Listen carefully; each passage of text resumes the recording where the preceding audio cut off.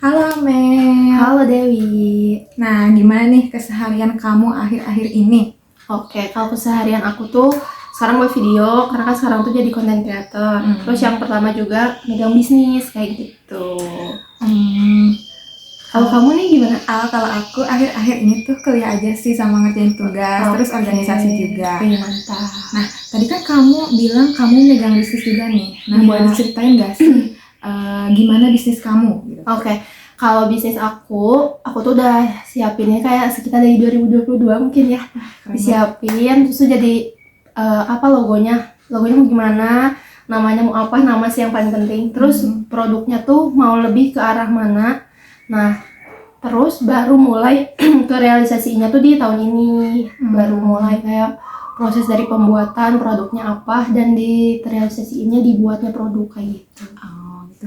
Nah, boleh diceritain nggak kalau kamu tuh sekarang lagi bisnis apa sih, sama apa nama bisnisnya gitu? Oke, kalau misalnya bisnisnya itu aku tuh jualan kaos. Kaosnya tuh bukan kaos biasa ya, tapi aku tuh jualannya tuh kaos anak. Kaos anaknya tuh kaos anak laki-laki sama anak perempuan. Nama tokonya tuh Meltag Official. Cuman bisa dibilang tuh tokonya Meltag ID, meltag.id kayak gitu. Oh, berarti ini namanya terinspirasi dari nama kamu atau kayak gimana? Ya, kalau nama itu nama singkatan dari nama aku sendiri dan adikku. Kalau nama adik kamu siapa, Mel? Nama adik aku Teguh. Oh, gitu. Yes, betul. Keren kan? Nah, tadi kan apa sih produknya kaos. Berarti target pelanggan utamanya tuh anak-anak atau gimana? Atau ibu-ibu gitu? Kalau target utamanya tuh yang pasti orang tuanya ya. Iya. Karena kan biasanya kalau orang tua tuh sayang anak ya. Dan baju kaos dipakai sehari-hari tuh pasti dibutuhin banget nih sama orang tua. Apalagi aku tuh sistemnya jual paket. Jadi satu paket tuh isinya banyak, ada yang 4 sampai 7 pieces. Harganya pun juga oke di para ibu-ibu dan orang tua di sana pasti banyak yang mau, dan pastinya harus siapin kayak gimana nih caranya buat biar terus maju kayak gitu. Jadi kalau satuan enggak atau paket, selalu paket aja? Kalau untuk saat ini baru nyedianya paket, ya mungkin nanti kedepannya bisa dipikirkan lagi gimana gitu. Oke. Nah, buat masarin produk-produk kamu tuh biasanya tuh kamu pakai platform apa aja nih, Mel? Oke, kalau misalnya platform tuh biasanya aku pakainya yang pasti nih yang lagi hype TikTok, Shopee juga, Instagram. Kalau Instagram kan pasti cuman buat pemasaran aja. Kalau misalnya TikTok sama Shopee jadi bisa audiens tuh bisa langsung beli lewat situ, tapi dengan cara kita tuh buat video-video buat mereka tuh tahu produknya apa kayak gitu. Keren. Berarti kamu tuh nggak, kalau jualan offline iya nggak, Mel? Kalau offline tuh aku belum, masih jualannya online. Oh, Iya, gitu. kayak gitu. Oke. Nah, kenapa dari banyaknya apa ya platform digital kamu cuma milih Shopee sama TikTok? Kenapa nggak ke Tokopedia atau ke Lazada atau apa gitu? Oke. Karena kan kalau dilihat-lihat kan pastinya sebelum kita punya bisnis harus dilihat dulu nih, di screening dulu apa Iya, sih yang paling bagus untuk kita pasarin di mana aja. Nah, setelah aku lihat-lihat emang lebih banyak antusiasnya tuh di aplikasi 3 itu, TikTok, Shopee sama Instagram. Kalau misalnya bisa aja sih aku buat di platform lain bisa, cuman kan dari audiensnya pun gak terlalu banyak dari ketiga aplikasi yang tadi aku bilang kayak gitu.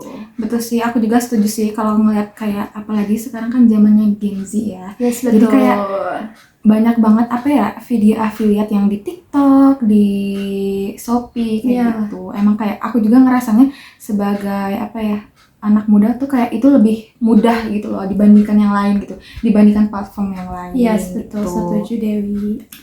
Nah, menurut kamu dari 3 itu, Instagram, TikTok, sama Shopee. Nah, menurut kamu yang lebih apa ya, lebih exposure mana yang lebih besar gitu, yang lebih mudah gitu? Kalau yang lebih mudah bisa dibilang tuh sekarang TikTok sih. Iya. Kenapa tuh? Karena aku lihat-lihat tuh, jadi sebelum mulai bisnis kan lihat-lihat dari cara orang kan promosi pasti ada yang pakai live kan.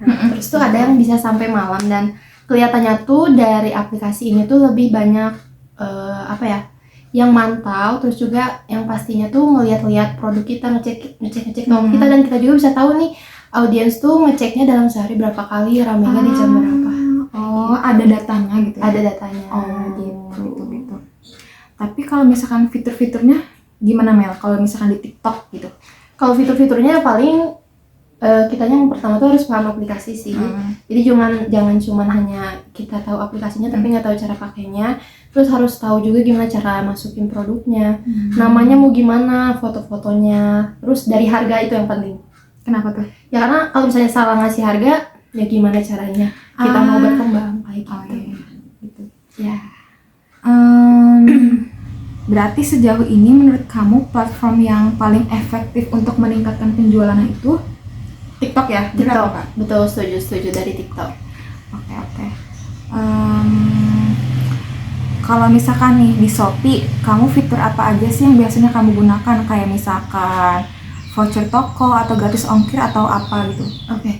Kalau fitur-fitur yang tadi kamu sebutin ya betul semua itu dipakai. Voucher toko, gratis ongkir udah pasti. Kalau misalnya nggak ada gratis ongkir, pasti ya orang nggak mau. Gitu. Iya benar. Terus juga pastinya harus kasih diskon, kasih juga iklan tuh biar ya dia tuh mau beli barang kita dengan harga yang beda kayak gitu. Yang pastinya tuh lebih ke live sih Del. Live, jadi dari live tuh kan biasanya orang tuh langsung nonton, jadi langsung bisa tanya ke kita. Jadi lebih enak kayak gitu. Tapi kamu juga nge-live di Shopee? Iya.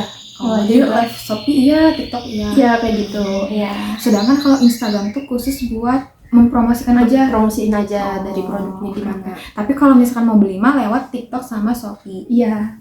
Gitu. Menurut kamu nih, apa kunci keberhasilan berjualan online khususnya lewat TikTok dan Shopee? Apakah harus rajin-rajin nge-live atau gimana gitu? Kalau dari aku sih paling setelah dilihat-lihat gitu ya gimana, lebih ke konsisten harus upload. Itu paling penting sih. Dan ya itu kalau punya bisnis ya live itu penting, konsisten upload sama live itu yang paling penting buat biar terus berjalan atau maju, bisa dibilang gitu sih. Tapi kamu ada jadwal kayak live gitu nggak, Mel? Ada, kadang bisa sore, kadang bisa malam, jadi disesuaikan sama tingkat penontonnya tuh lamanya di jam berapa, bisa lihat gitu ya. Tapi kira-kira dalam seminggu kamu biasanya nge-live berapa kali? Kalau di akun aku setiap hari sih. Iya. Serius? Benar-benar setiap hari. Kalau setiap hari tuh rutinnya tuh di jam malam. Ya gitu. Mungkin kalau malam-malam tuh biasanya orang-orang banyak scroll TikTok. Iya, karena kan jam pulang kerja istirahat biasanya betul. Scroll TikTok, lihat-lihat toko beli kayak gitu. Ya. Oke. Berarti kan kamu kan pakai platform Instagram, Shopee sama TikTok. Nah, itu tuh termasuk platform yang kayak dipakai untuk digital marketing kan? Iya, nah, betul. Menurut kamu seberapa penting sih digital marketing ini di zaman yang serba teknologi yang kayak gini? Oke, kalau menurut aku penting banget. Karena percuma ya misalnya kita punya bisnis tapi kita nggak menyebarluaskan di platformnya. Dan kalau misalnya punya bisnis cuma misalnya buat aja tapi kita nggak sampai nyebarin di aplikasi Shopee, TikTok atau misalnya Instagram, ya mau gimana berkembang gitu. Jadi kitanya harus sering-sering buat update di segala platform yang kita udah buat gitu. Apalagi kalau misalkan lewat yang online kayak gitu, seluruh Indonesia tuh bisa beli kan? Ya betul. Bahkan mungkin luar negeri mungkin ya bisa. Ya. Keren banget. Kalau nih ngelihat dari rentang waktu 6 sampai 12 bulan ke depan, kira-kira ada nggak sih strategi pemasaran yang bakal kamu cobain gitu? Atau gimana gitu? Oke, kalau misalnya yang udah dicobain sebenarnya udah semua. Cuman paling lebih kita konsisten itu sih di live ya.